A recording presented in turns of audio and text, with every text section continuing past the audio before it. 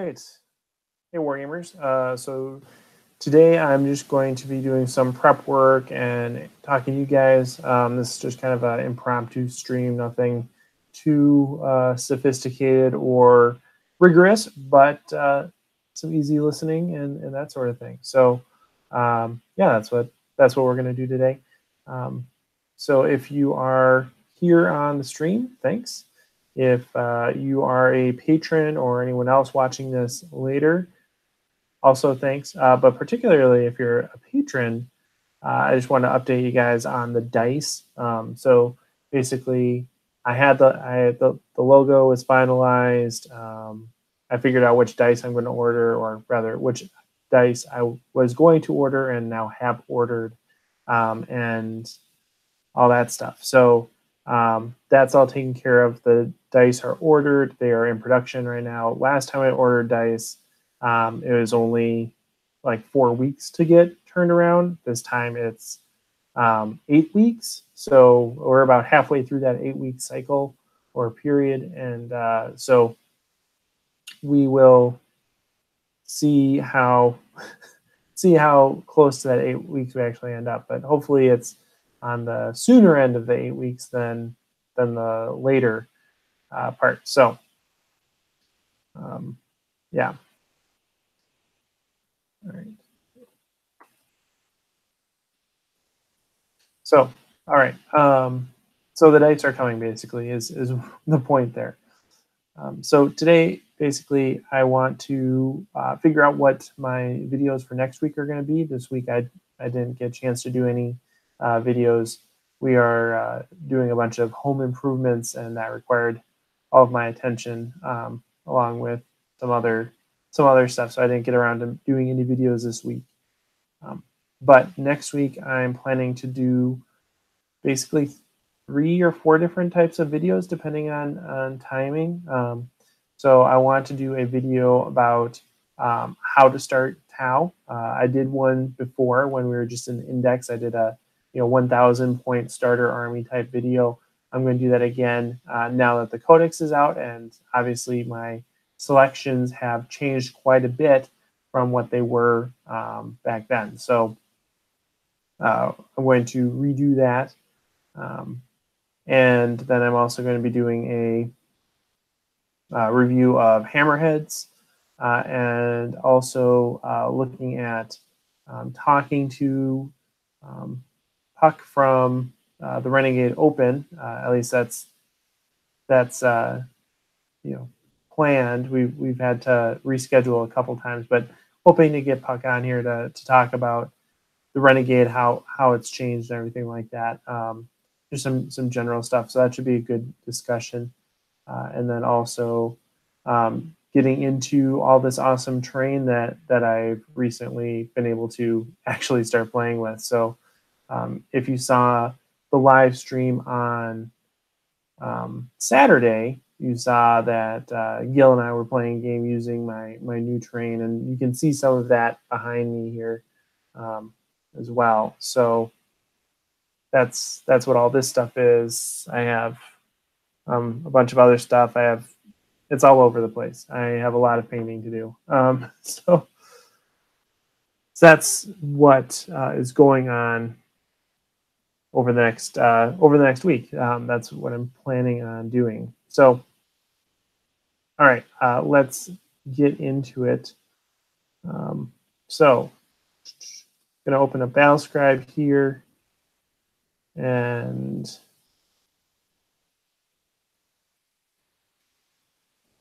start looking at that 1,000 point list. So in the past, I basically said get a start collecting box and go from there. Obviously, there's a few things that are different now than what we would do than what we did with the Index. So with the Index, I said buy the start collecting box, use the crisis suits as crisis commanders, and that's a huge no-no now, right? Like you can't just have 3 commanders in a single detachment. It's really not at 1,000 points, so we need to rethink that strategy there. Riptides were not very good in the index. They're good now. So that's kind of the baseline that I'm going to be working with. I still think that the start collecting box is probably going to be a good basis for an army. Crisis suits, I'm not necessarily going to recommend them, but for someone looking to really get into a competitive scene, but for someone that's looking to start, maybe crisis suits are a good way to illustrate some of the mechanics of the army and get them accustomed to how Tau really work. So, yeah, I think I'm going to stick with the crisis suits in there for that reason. All right, I'm trying to see. Okay. Hey, Paul. Yeah, hazard suits are pretty darn cool.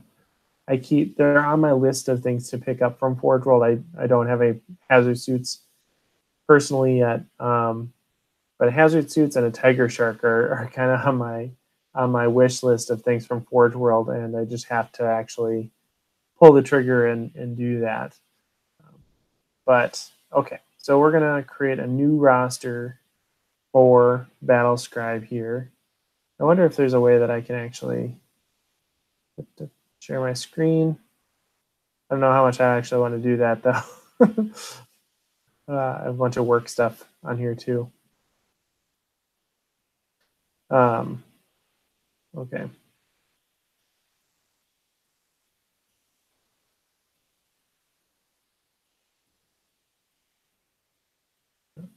We're not gonna bother with that right now, I guess. Okay, so starter army is what I'm gonna call this. It's only 1,000. We might as well just do a battalion detachment.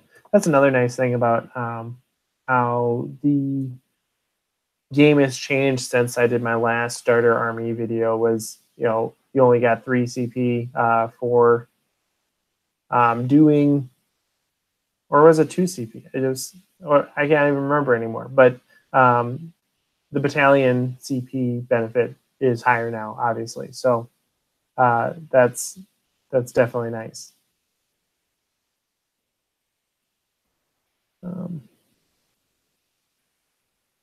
Yeah. There's definitely different environments in which Forge World is going to be more or less acceptable. So if you're going into a friendly environment, people might not necessarily respond very well to Ivara, but what people consider a friendly environment varies from place to place, right? Like if I'm going someplace around here in the Twin Cities, I can go to one game store where friendly means, bring a bar or two. That's not a problem. I can go another store, and if I show up with Ivara or a couple units of drones, even I'll get side eye like, hey, what are you a win at all cosplayer? Come on. Like, what are you doing with those multiple units of drones? That's ridiculous. So so the definition of friendly varies significantly, even within relatively small geographic scales. So it really is context dependent. But yeah, I mean, certainly there are groups of people out there that are Forge World adverse, either based on contemporary experience or past experience. I mean, I think maybe a little bit of the latter is the deal more generically or generally, because a lot of people have bad memories of Forge World from the past, and I think a lot of the Forge World units have gotten a lot better in terms of balance, but there's still a few out there that are problematic. Okay, so I'm making up this starter army. I'm just starting out with the basics here. We have unit of 2 units of strike teams, ethereal, unit of crisis suits, Yeah, I mean, we could certainly encourage them to pick up another start collecting box, but um, I just feel like we're getting a lot of crisis suits that we're probably not going to use, and so I would feel bad about recommending that. So I'm probably going to recommend going with a um, more piecemeal approach. So let's see, we get 2 more units of Fire Warriors. We get a Fireblade. Oop. All right. We get a Fireblade. We get a Commander, a Cold Star. Okay, what are we at? We're already at 500 points. We get a Riptide here. All right, that gets us 761. Okay.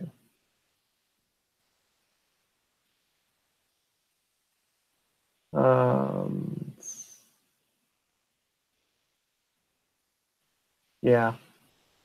Yeah, it really it depends on the unit too, right? Like sometimes you're gonna get, like if you show up with tech drones, probably people aren't going to complain too much. If you show up with 3 Varas, depending on the list that you're going against, you're going to get a lot of a lot of um, sad sacks.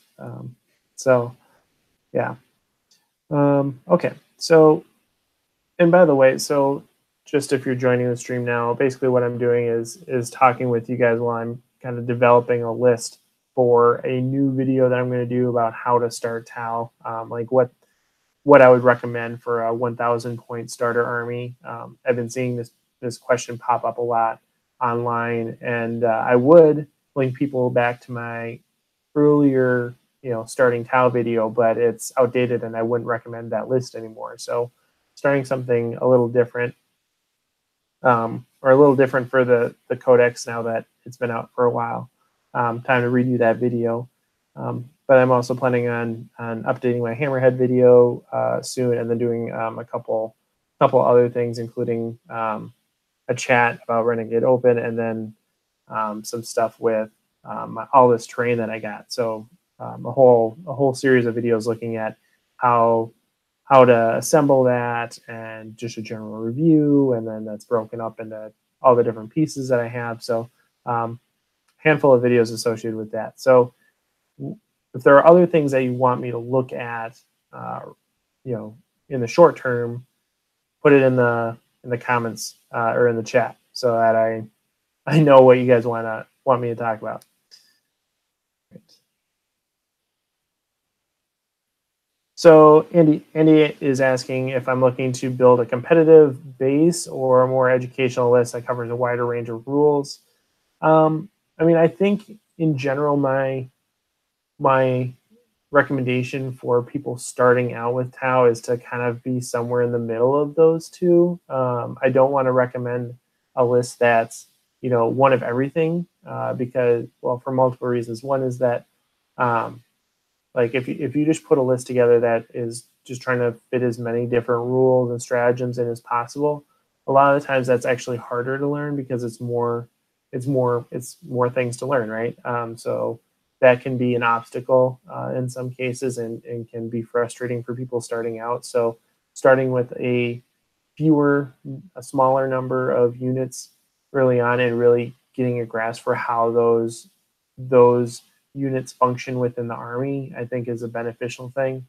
But also, I don't want to recommend someone go out and buy a bunch of models that are, relatively poor or not robust, and them regretting that purchase later on. So I want to recommend a list that has some teeth to it, but also isn't, kind of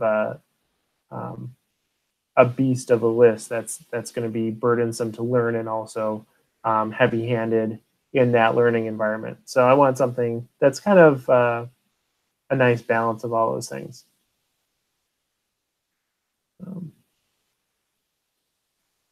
Okay, so back to the list. So right now I have Fireblade, a Cold Star, an Ethereal,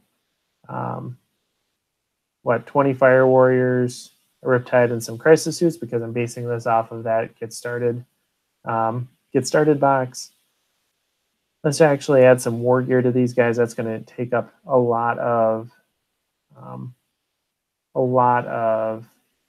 points really quickly.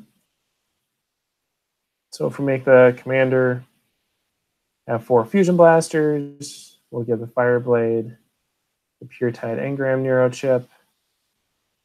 Call him our Warlord.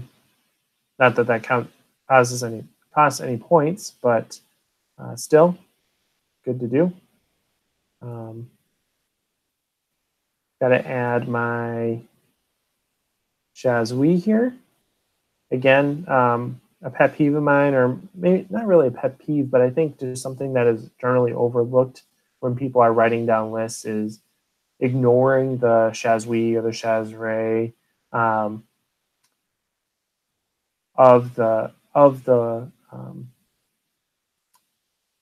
the unit, and just saying 5 Fire Warriors. That's an inaccurate representation of your army, and so it's not actually a good army list. So we want to make sure that we're not obscuring what the actual army is.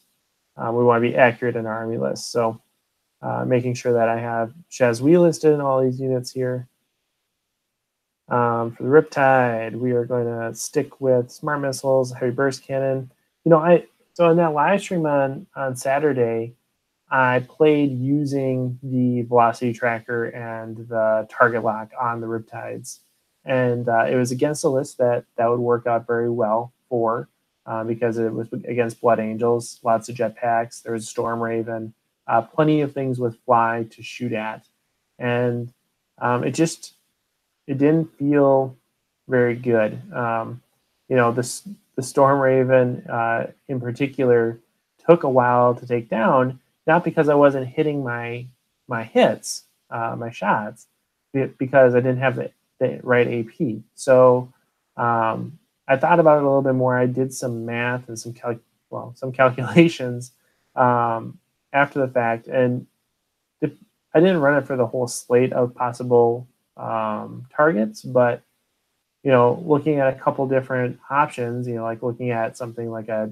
jump infantry versus a flyer, there's actually not really a benefit overall in total damage output for taking the velocity tracker. A lot of times, the benefit you get from the velocity tracker is exactly the same as the benefit you give up from not taking the advanced targeting system. So if it's a wash in terms of targeting flyers with the advanced targeting system or the velocity tracker in general, or at best, then why would you not take the advanced targeting system, which works against all opponents, regardless if they have fly or not? Now, of course, there's a caveat there that if you're going against something like Nurgle, right, where there's plenty of things that have fly, or I guess demons in general, there are plenty of things that have fly,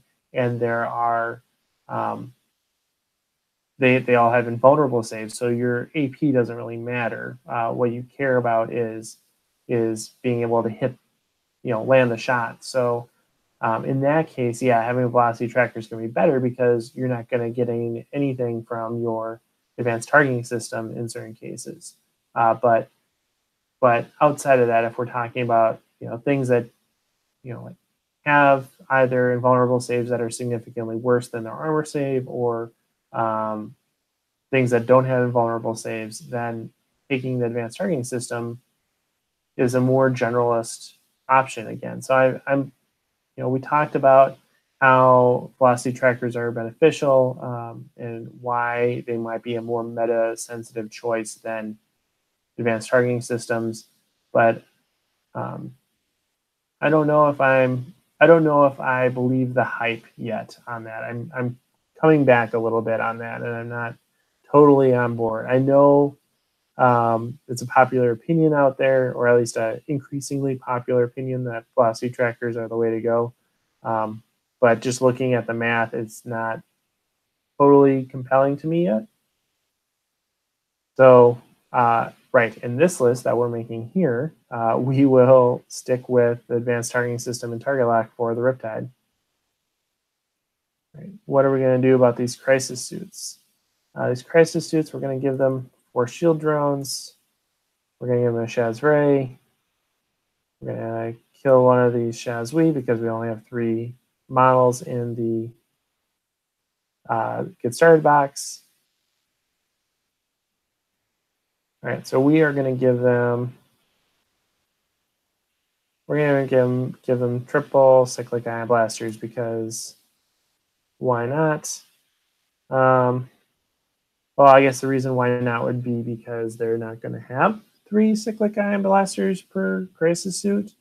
So we could be sensitive to that. I'm not going to be because if you're just starting out, you can always proxy or buy bits online or buy third-party bits if you're really that interested in it. But I'm not too worried about it. So I'm going to say something like that. All right. What do we need here? We need. All right. Ooh, we're already over 1,000 points. Haha. Okay. And this is why. This is why we add the war gear. So, what can we do? Well, we have way too few marker lights and we have way too few drones right now. So let's see.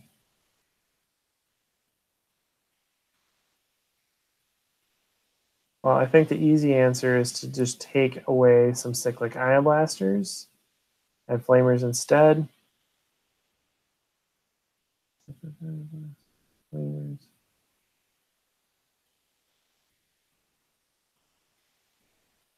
All right. All these fire warriors Shazwi can have marker lights.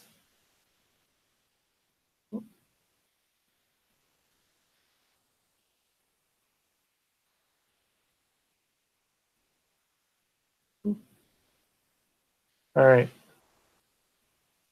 That gets us to 994 out of 1,000 points. I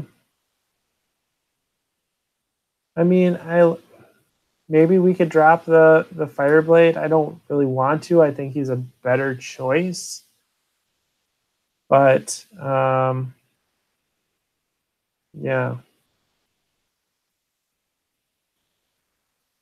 Yeah, I would. I mean, we need to keep the core get started models in there because that's kind of the basis of the list. But yeah, we are pretty. We have we have plenty of marker lights, I think, for the size of the army. We're primarily going to just be rerolling ones, but not necessarily. I just want a couple more drones is the problem here.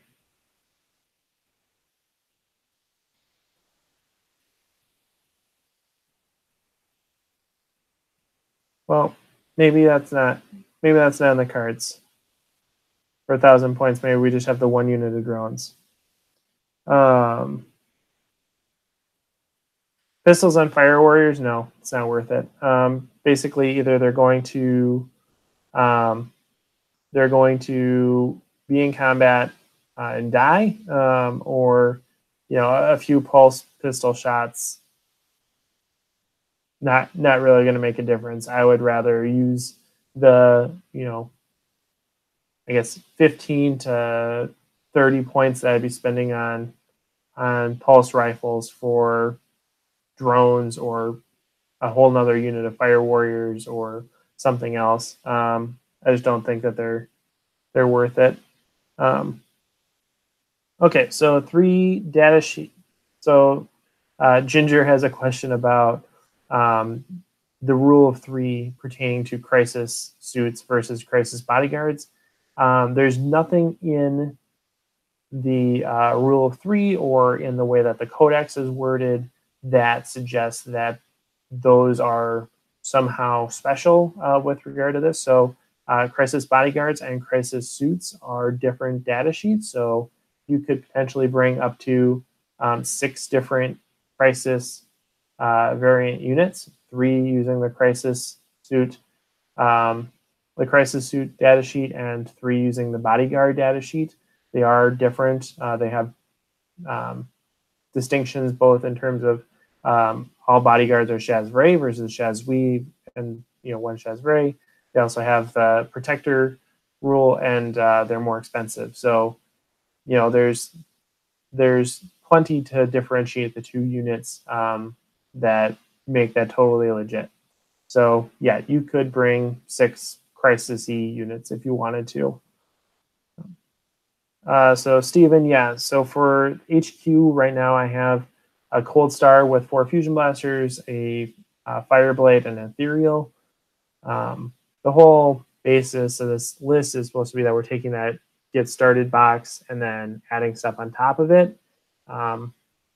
And so I think the recommendation right now is going to be Get Started box, another unit of Fire Warriors, a Riptide, a Fireblade, and a Commander. So 5 boxes for 1,000 points.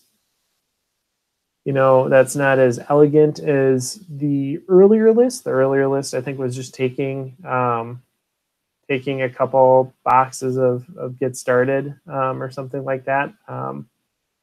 But no, yeah, never mind. It doesn't matter.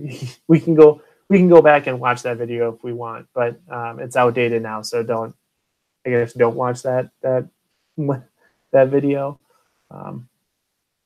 Yeah. Okay. So Exodus is asking about the Tiger Shark, Riptide. Okay.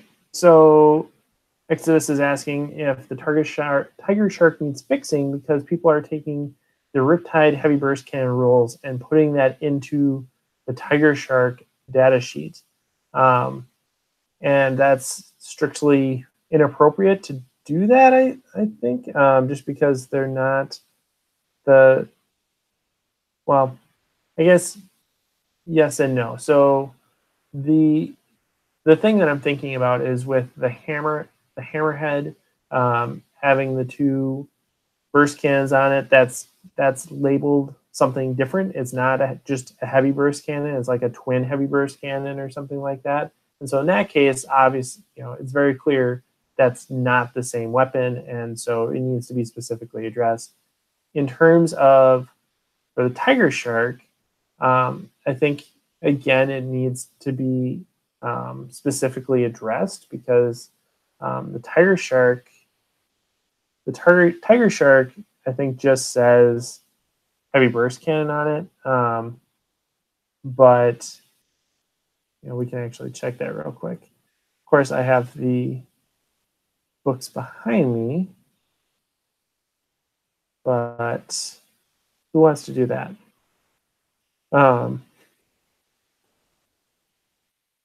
Okay. Xenos.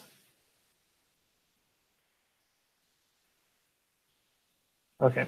So let's double check and see what it actually says before it says more things that are wrong.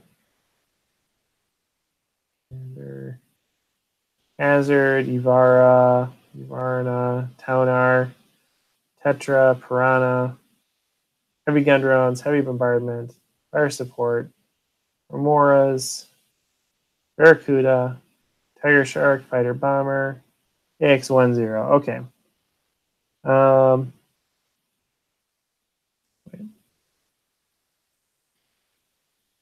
Oh, here we go. Okay, yeah. So the fighter bomber has a heavy burst cannon. Yeah, I mean, it doesn't say reference the index for the heavy burst cannon. It's its own book. I don't see why there's not like a clear rationale for using the different entry, aside from it just, kind of making sense that you would, but still, I think that from a gameplay perspective and from a kind of like a rules perspective, it would need to be explicitly FAQ'd to be the new version of the heavy burst cannon for this to fly.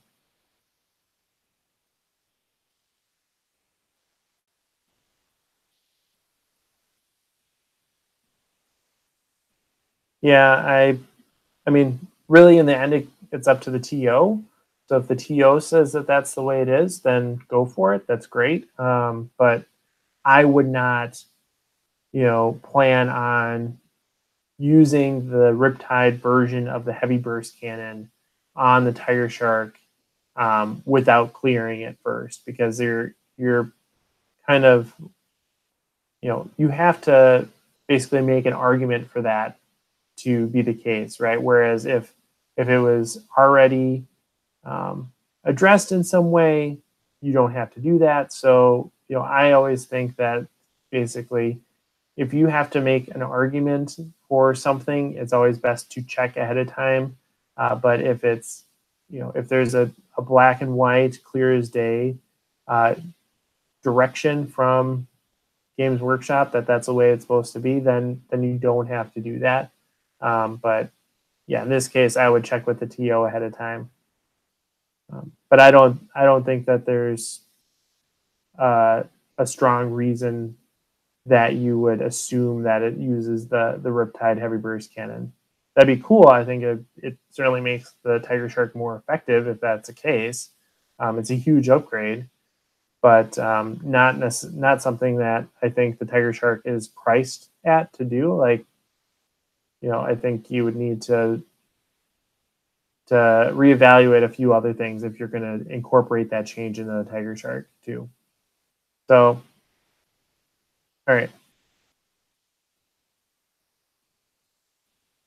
Steven says the rapid insertion force. Yeah, that's a great box.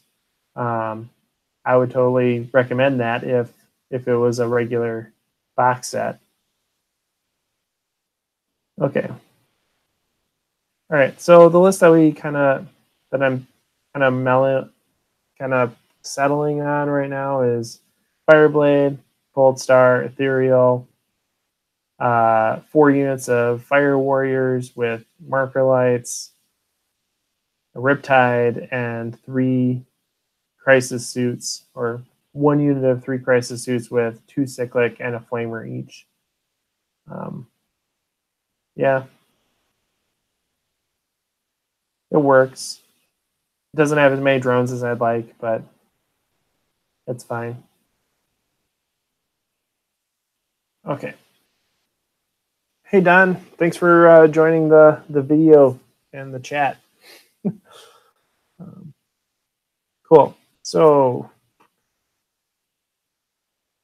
yeah. All right. So what else you guys want me to talk about next week? So I'll go over this starter list at some point next week, hopefully earlier on in the week. But yeah, what else? We have to look at Hammerhead stuff.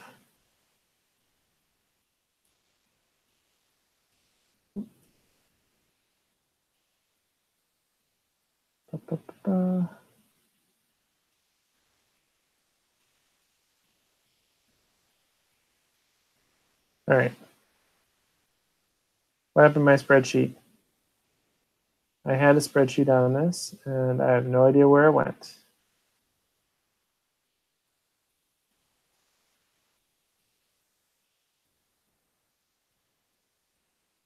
Here it is.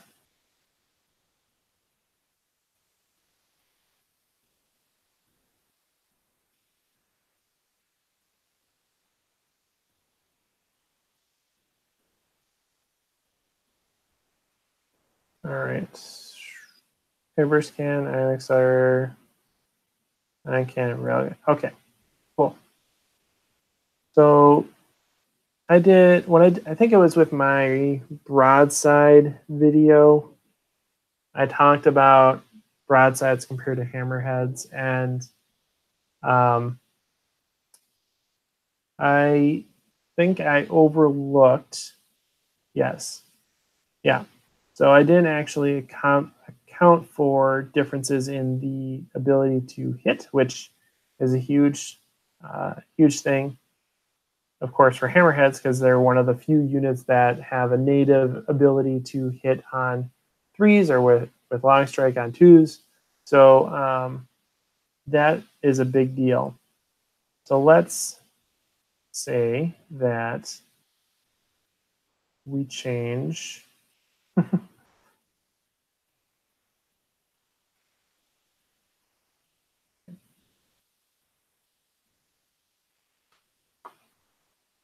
right, I have to change my formula in here. So when I'm talking about riptides, I'm going to be doing 0.5 times this. Accelerator also 0.5 because they're hitting on fours. Same thing for heavy rail rifles and high yield missile pods hitting on fours. You know, and so we could talk about 0. Let's see, if they're hitting on threes, that's 2/3.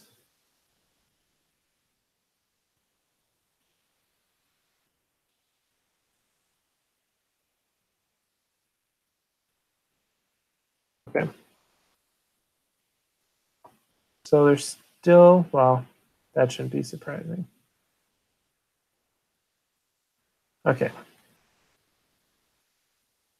Still, railgun's not very good at taking out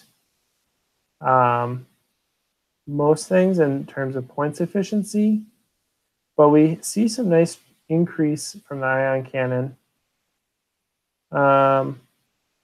which I anticipated. I like the ion cannon. I think it's a good, reliable weapon, fairly generalist, has a lot of opportunity, but it's still not a huge number of shots, which I think is the biggest weakness. I wish I had more. Yeah. So, okay, what happens if we throw in long strike, assume everybody hits on twos instead?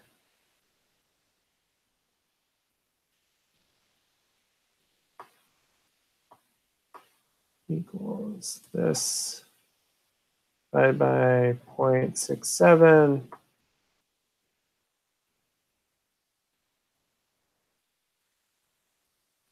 times 5/6. Would you guys like a video on how Math Hammer works? I mean, that's actually, I mean, it's essentially like, you know, a couple courses of a intro stats course.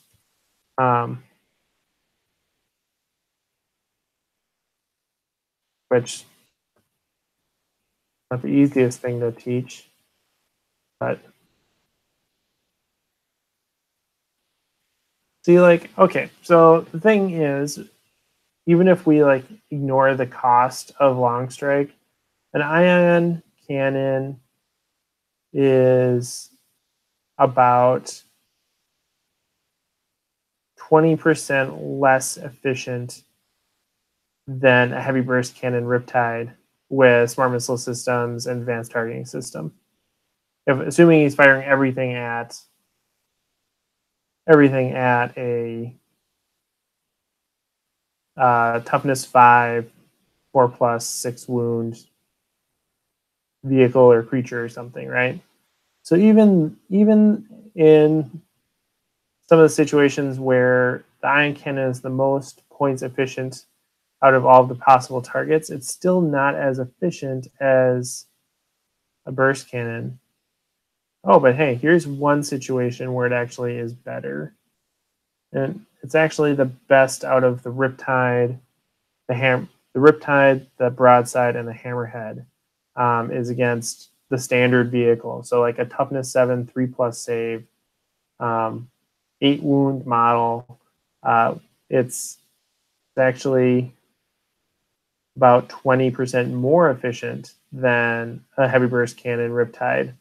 So yeah, so if you're looking just to take out, you know, toughness 6, toughness 7 things, ion cannons are the way to go. If you're looking to take out Chinese food, sorry, it's actually not too bad. I'm getting distracted by the other numbers here, but yeah. So anything above toughness 5, actually, it's a little bit more points efficient. The biggest difference is at toughness 7 there, but the ion cannon, if we're ignoring the cost of long strike, just assuming that he is pulling his own weight, then ion cannons are the way to go. So you get a little bit more points efficiency, but they're still not as durable as Riptides. They're still not as mobile as Riptides. They can't take savior protocols. They don't have invulnerable saves. So I think there's still a lot of reasons to take Riptides, obviously, over Hammerheads. But Hammerheads are certainly not bad, right?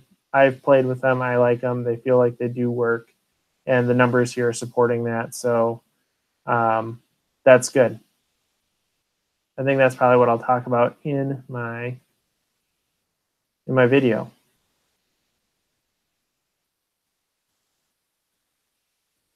Don't do a gun rig.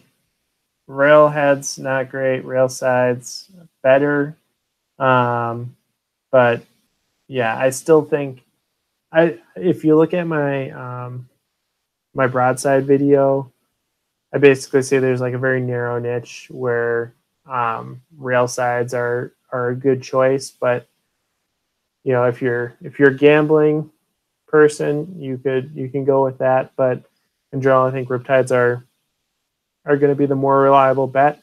I think Hammerheads with ion cannons are another good option. And again, the numbers here are saying that they're a better choice for those higher durability, higher toughness targets, which totally makes sense to me based on experience. So yeah, but yeah, broadsides, they're better than they were before. They're still not good enough, I don't think. Although if you take a bunch of missiles and put them next to Shadow Sun, they can certainly pack a punch. Whether or not you actually gain your points back is up to you in terms of what you're targeting with that, though.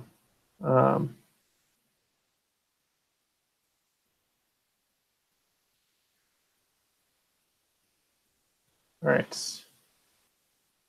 Oh, hey, that's a great question. We got to figure out a Sept for this starting list. I like Viorla for it. I think Viorla would probably be a good one. Otherwise, just Tau Sept.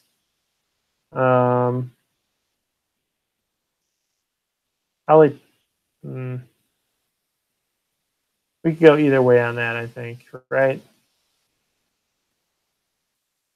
I wouldn't want to say Borkan because there's not really a huge reason to do that. We're not taking a ton of Fire Warriors. I mean, 20, it's not a small amount, but Tau Sept would give us more turtley. Viorla.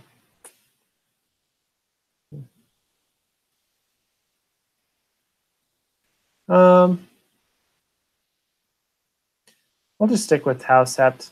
I think that's probably a good learning situation. Like it basically just helps you learn the rules of the army a little bit better.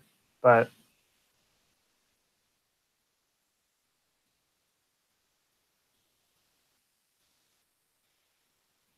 right, yeah. So I mean, obviously, Tau as a Sept choice is better if you're looking to like commit. So like if you're a person that is going to paint your army one color and not deviate from that color scheme to different Septs. And yes, we're accounting for the actual Sept markings here and not just the overall appearance. Um, then yeah, I would say go with Tau. It gives you lots of flexibility, plenty of options in terms of the characters that you can take and everything like that. But if we're just using a list and you can switch your army list out for different Septs all the time, it's just a matter of the rules that you're using. And I do think that Tau probably are one of the easier ones to wrap your head around when you're just starting, instead of having to you know go back and forth about everything. But all right, cool. But yeah, so I guess that's it. We got some work done here in terms of getting some videos queued up. Um, yeah, and I guess this comparison here with ion cannons isn't accounting for um, things like seeker missiles, which I think are a great investment if you have the points. So yeah, I think that's a good endorsement for Hammerheads, and we'll talk about that next week. Of course, my computer is freezing.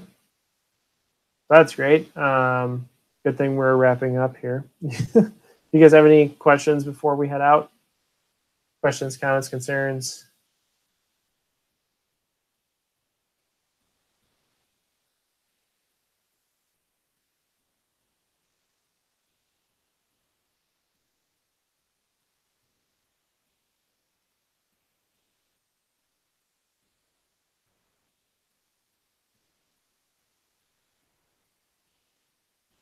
All right. Well, with that little bit of dead air there, I will call it a night. I'll go to bed.